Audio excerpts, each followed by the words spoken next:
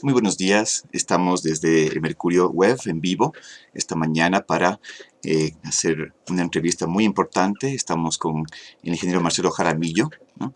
Él es director de la Corporación Mucho Mejor Ecuador, uno de los mentores de la huella de la Corporación Mucho Mejor Ecuador. Fue muchos años gerente de Indurama y hoy en día vamos a tener una entrevista especialmente importante, pues vamos a conversar sobre el ámbito del emprendimiento, sobre el ámbito del estado actual del sector privado a causa, bueno, de esta coyuntura tan delicada con la pandemia que hemos vivido al cabo de más de un año que hemos atravesado una situación especialmente delicada para el mundo per se.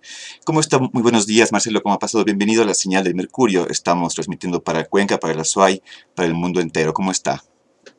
Un gusto saludarles, buenos días. Bienvenido. Bueno, vamos a conversar, vamos a arrancar un poco. Sabemos que en este ámbito de crisis económica, de crisis sanitaria, uno de los sectores más tocados, uno de los sectores en los cuales más se ha hablado es del sector privado, la afectación que se ha derivado de la pandemia a causa del COVID-19 y cuáles son las afectaciones reales que se han derivado o ha sentido el sector privado en lo que tiene que ver con el empleo, la pérdida de empleo adecuado y esta vorágine de emprendimientos, ¿no? Ingeniero Jaramillo, ¿cuál realmente es la afectación, cuáles son los niveles de afectación que llegó a sentir el sector privado a causa de la emergencia sanitaria? En principio, sabemos que según un informe del Ministerio de Trabajo, se perdieron al menos 719.000 plazas de trabajo en este último año, es decir, y el empleo adecuado apenas se encuentra hoy en día en el 30%. ¿Cuál es realmente usted que ha estado históricamente vinculado de una manera profunda y muy sólida al sector privado? ¿Cuál es realmente la afectación que se pudo advertir en el sector privado a causa de la pandemia y la crisis económica y sanitaria? En efecto, así es. Son cifras que deben movernos a todos a buscar soluciones, porque toda una colectividad que tenga solo una expectativa de uno en cada tres, eso quiere decir el 33% de trabajo formal, eh, es pues muy doloroso y no genera expectativas. Pensemos, por ejemplo, los muchachos que están terminando su colegio o que están terminando su universidad, eh, tienen que pensar en qué pueden ocuparse, porque un trabajo formal, que es el que le permite tener un sueldo mensual en base al cual puedan obtener un crédito, comprar una moto, comprar un carro, hacerse una casita, pues eso está postergado. Ese es el efecto real que ha tenido la pandemia y también pues la situación yo diría, de malos gobiernos del pasado que no han privilegiado el empleo y la recuperación de los niveles de pobreza que tiene el Ecuador. Ujú. Ahora, ¿cuál es el camino que debe seguir el sector privado? ¿Qué es lo que debe esperar del Estado, del nuevo gobierno, para poder reactivar la economía y poder recuperar todas las plazas perdidas de empleo? Como habíamos hablado, son al menos 719.000 plazas destruidas en este último año.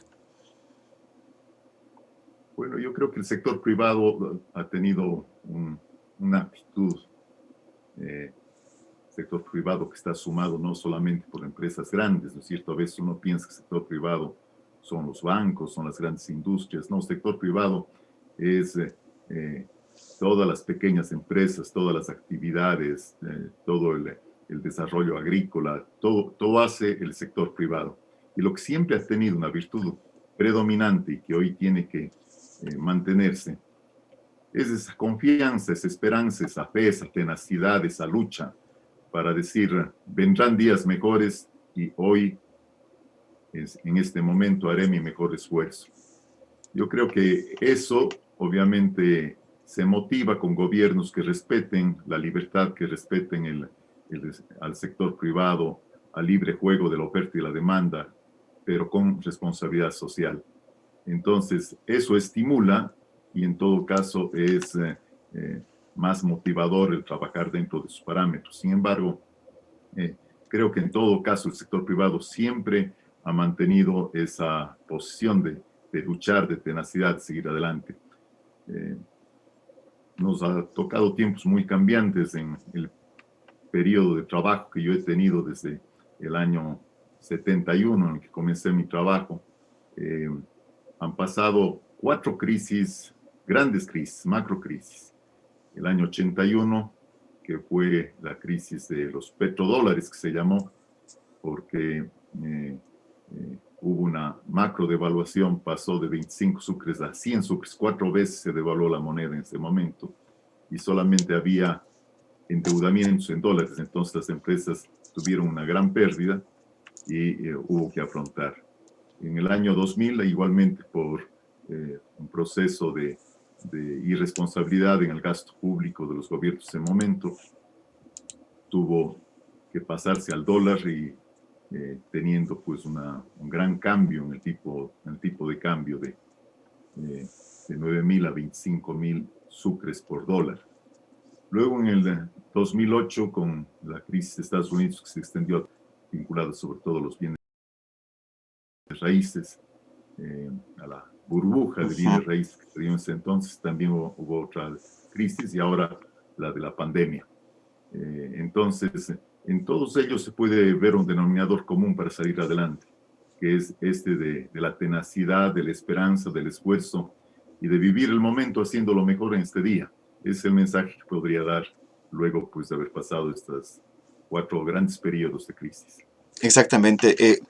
Justamente se habla de que en medio de las crisis, de la oscuridad, asoman oportunidades, asoman la oportunidad de emprender, la oportunidad de crear algo nuevo, la oportunidad de resurgir, ¿no? Como el ave fénix en medio de épocas sombrías. ¿Cómo funciona esto en la realidad? Usted como un empresario dedicado históricamente a dirigir grandes empresas como Indurama, por ejemplo, fue gerente muchos años. ¿Cómo se puede advertir? ¿Qué le podemos decir a la gente, a los jóvenes, para poder entender esto de aprovechar una oportunidad en medio de una crisis semejante? Bueno, la oportunidad nace porque, digamos, las reglas del juego han cambiado, se ha movido la cancha, digamos, por la crisis. Y al moverse la cancha, entonces, no todos los jugadores que antes estaban interviniendo en ese partido están en el mismo puesto y es allí, pues, como en el fútbol, en los partidos, en el deporte, se puede hacer goles. Esa es la oportunidad. Entonces, quien lee mejor los espacios de la competencia, las necesidades del mercado, y quien se concentra en aprovechar de esa estrategia puede encontrar alternativas que si no pues son muy difíciles de que se presenten. Haciéndole una comparación, si me voy a Europa para irme a Inglaterra o a Suiza, las cosas están dadas allí ya en esta cancha por muchísimos años. Son empresas en que el mercado están 200 años, 300 años. Entonces, casi ya no hay espacio para reiniciarse, que es la palabra que tú planteas.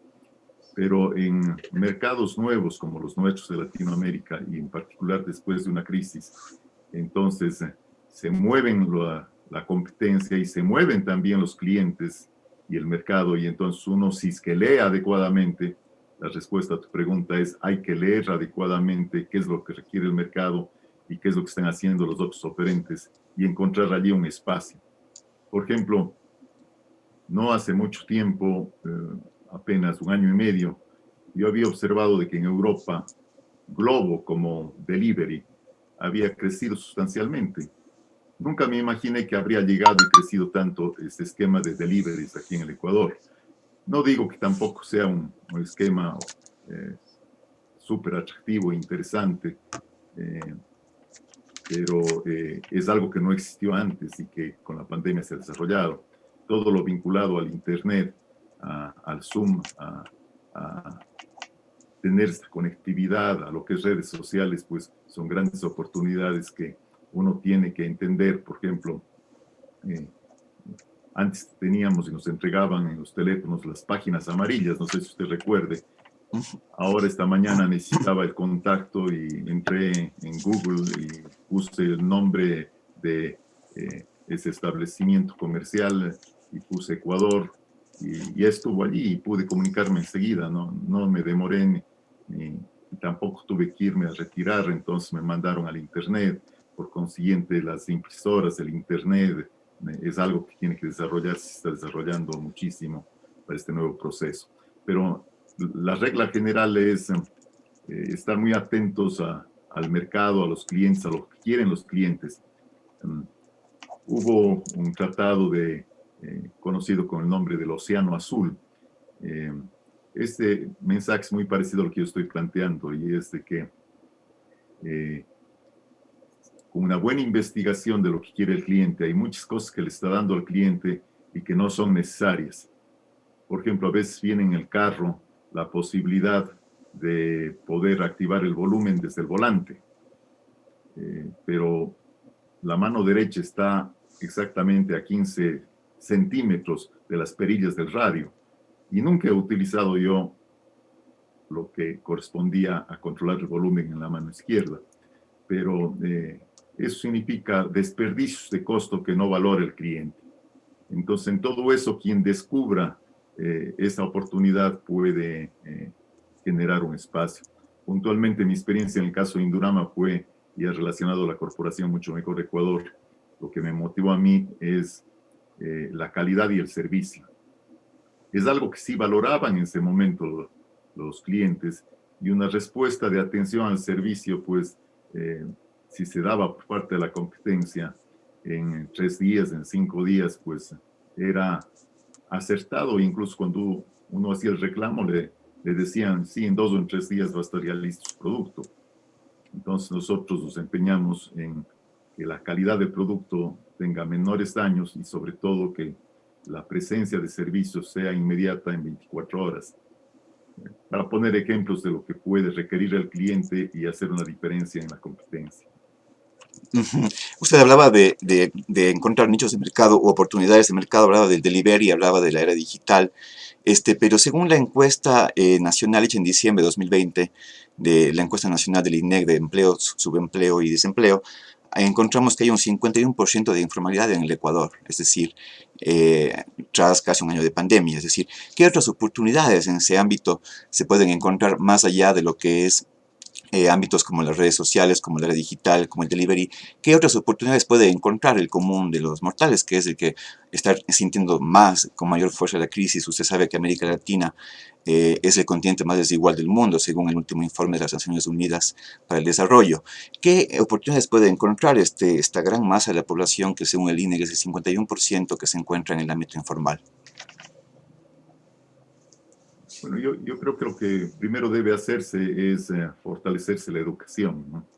Porque una persona bien formada, bien educada, responsablemente, que utilizó con responsabilidad su tiempo en sus estudios, eh, puede tener una muy buena base para tener un trabajo, eh, para ser escogido en el trabajo.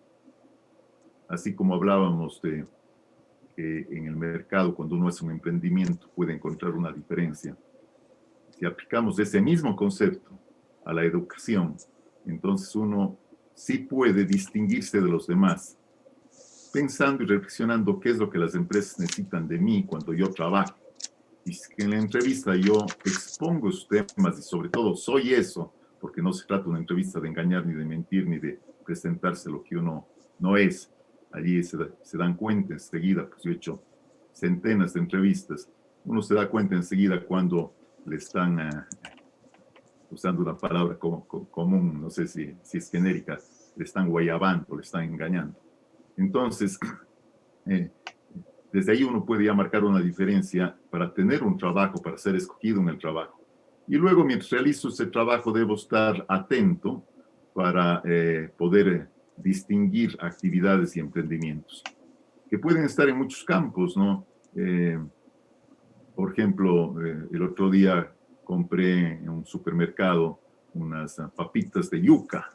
Normalmente las papas fritas, especialmente esta Lay's colombiana, están tan presentes en el mercado, o antes habrán sido algunas de Estados Unidos, que venían en unas cajas selladas entre cartón y aluminio, cónicas. Eh, pero ahora pues existe también mucho del sector alimenticio.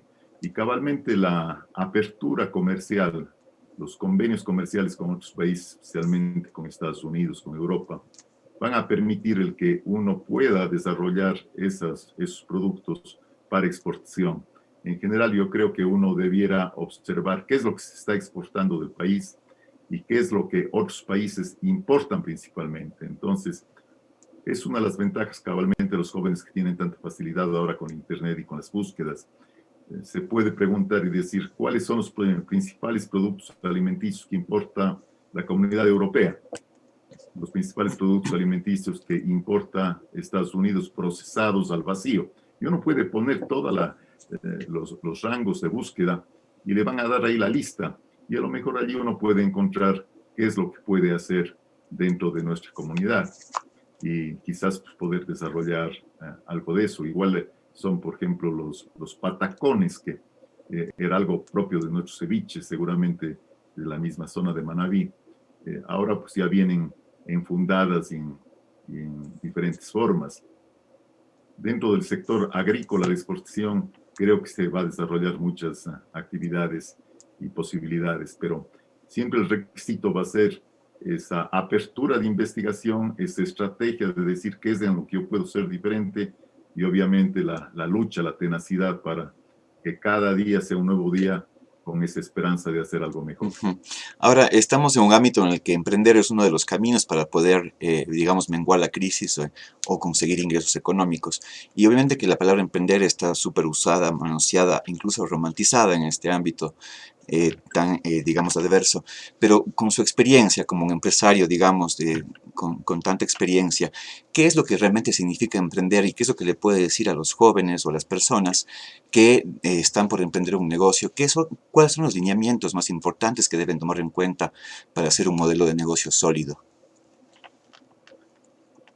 Bueno, de alguna manera yo creo que siempre tiene que estar vinculado a la confianza y a la inversión. Si usted me plantea cómo el Ecuador va a salir adelante o cualquier país que esté en situación y se diga después de esta crisis, esta pandemia, es en base a la confianza y la confianza motivando hacia la inversión. Porque de alguna manera hay recursos, ¿no es cierto?, para comprar un carro, porque yo heredé un terreno, porque yo puedo vender ese terreno, porque yo tuve una hacienda que me está produciendo, porque tuve algún tipo de ahorro, que sea en el banco, bajo el colchón, pero la realidad es que tengo un ahorro y si tengo confianza, entonces utilizo esa inversión, utilizo ese dinero y comienza a moverse esta maquinita que es el de la generación de empleo. Eh, eh, y creo que entonces el principal factor es que los gobiernos os inspiren confianza, que obviamente no se cambie el concepto de que usted mismo recordará dentro de estas cifras que a pesar de que haya crecido inmensamente la burocracia, pero del sector público, pero no es el principal generador de empleo y de riqueza. Me parece que el sector público no pasa de un 15 o 20% de generación de empleo. El resto está, como he dicho, en la pequeña industria, en las pequeñas cooperativas, en las actividades agrícolas, en la actividad industrial. Ujú. Entonces, la confianza es el principal factor. Y luego, pues, la tenacidad de trabajo, la investigación para poder identificar qué hacer. Y yo creo que combinado para ir logrando poco a poco experiencia, pudiendo emplearse en base a educación, en base a prepararse mejor y ofrecer a las empresas una colaboración, una contribución diferente, pero hasta que uno pueda emprender y desarrollar alguna actividad. En general, mi mensaje es que en países como el nuestro, que eh, todavía tiene tantas actividades por realizarse, uno no debe permanecer solo con un empleo fijo y quedarse así hasta la vejez, porque el trabajo tiene un ciclo, ¿no? Y entonces uno da los mejores años, pero después finalmente vienen las etapas cercanas a la jubilación. Y si uno no ha emprendido a tiempo, no ha utilizado los años que los jóvenes tienen para lanzarse, para iniciar algo, entonces no lo logran.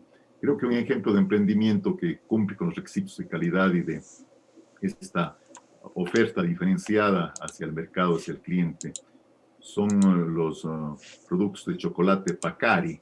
Ujú. Siempre hemos visto que el Ecuador produce cacao, pero se va principalmente a Europa, Suiza, Italia. Inglaterra, y ahí se transforman y pues vienen los productos costando 10 veces más, no solo para el Ecuador, que es un pequeño consumidor, sino para todo el mundo. Entonces, Ujú. visto con mucho gusto ver que hay emprendimientos de ese tipo para para citar algunos. Usted hablaba que es importante contar con capital, pero sin embargo el Estado le pone muchas trabas a los emprendedores. Es un trámite muy largo y burocrático hasta poder ser aprobado un emprendimiento. Y por otro lado, las tasas de interés no son las más favorables. ¿Qué tan importante es que el Estado pueda facilitar más bien, o que tengamos un país, un Estado en el que no ponga tantas trabas para poder, primero, tener un acceso a un capital y segundo, poder arrancar con el emprendimiento lo más pronto posible? Bueno, tiene que darse un cambio, ¿no? Es un cambio cultural, comenzando desde uno mismo, porque siempre cuando uno busca un cambio no tiene que pensar y decir en qué tienen que cambiar los otros, sino en qué tengo que cambiar yo. Y como empresarios tiene que haber mucha más responsabilidad social en el manejo laboral, por ejemplo, ¿no? En muchas ocasiones una madre tiene a su familia, a sus hijos que atenderles y bueno, casi que es mal visto contratar en el empleo a una señora pues que se ha convertido en madre y que va a tener un hijo porque después ya interrumpe su trabajo. Yo creo que eso es absurdo por parte de los empresarios, porque en eso está dándose la esencia pues, de un nuevo desarrollo social de, de la colectividad. Tiene que respaldarse y apoyarse. Conciencia laboral por parte de los empresarios, conciencia fiscal, pagando los tributos que corresponda. Eh, Sobre todo siendo sensible en la responsabilidad social de que, pues, si es que toda la comunidad crece, también mis ventas van a crecer, la demanda de mis productos van a crecer, el consumo de mis servicios van a crecer. Yo creo que eso es lo que primero tiene que cambiar en la cultura, comenzando por uno mismo. Y es totalmente diferente a yo disfruto hoy y mañana no me importa lo que al otro le pase, que es lo que de alguna manera también hemos visto con la pandemia. Yo tengo la fiesta hoy y no me importa quién es contagio. Entonces, eso es lo que tiene que cambiar. Y de parte del Estado, obviamente, que termine esta pelea intestina y negativa de que somos de diferentes grupos y diferentes bandos y enemigos entre sí. Eh, el sector público le ve al sector privado como el enemigo y el sector privado le ve como una oportunidad de ganarle plata. Veo, por ejemplo, este momento la situación con los transportistas. Un justo derecho que ellos puedan tener, si es que yo no he revisado cuál fue la fecha en la que se revisó las tarifas, y si es que ha subido alguno de los componentes, pues justo es que los revisen. Pero normalmente la actitud que tienen las partes es quedarse con el vuelto en una expresión y eso no es correcto desde un punto de vista colectivo. Perfecto. Estamos cerrando la entrevista, ya tenemos unos breves segundos. Para finalizar, economista, por favor, ¿qué mensaje podría dar usted al pueblo azuayo, a los jóvenes ecuatorianos, de cara al futuro, ¿no? Tomando en cuenta este contexto? Bueno, cabalmente la entrevista se relaciona a la corporación Mucho Mejor Ecuador, que promueve el consumo de lo nuestro, el consumo de los productos nacionales producidos por mano de obra, por manos y artesanos ecuatorianos, por emprendimientos ecuatorianos, que se consuma lo nuestro, porque si es que eso tiene calidad y condiciones competitivas de precio, debemos preferir lo nuestro. Es igual, por ejemplo, en una comparación, si me estoy yendo por Paute en febrero, por nuestro pueblo de Paute, nuestra ciudad de Paute, y hay unos muy ricos duraznos que en febrero salen, albaricoques y peras. ¿Por qué tengo yo que consumir de Ambato? Que en Ambato se consuma lo de Ambato y que en Paute se consuma lo de Paute, si es que la calidad y el precio son los mismos.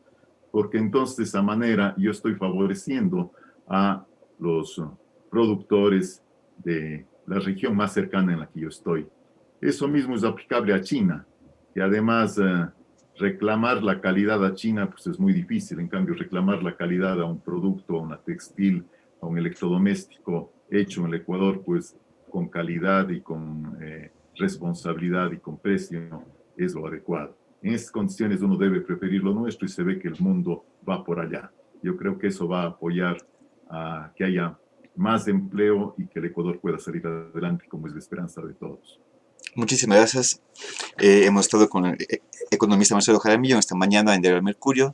Nos ha dado una muy enriquecedora entrevista sobre el ámbito, estado actual del sector privado y lo que debe suceder de cara al futuro con lo que tiene que ver el empleo y el emprendimiento. Gracias y que tenga un gran día. Un abrazo grande. Muchas gracias a todos ustedes y a su medio de comunicación. Buenos Que días. esté muy bien. Buenos días. Gracias.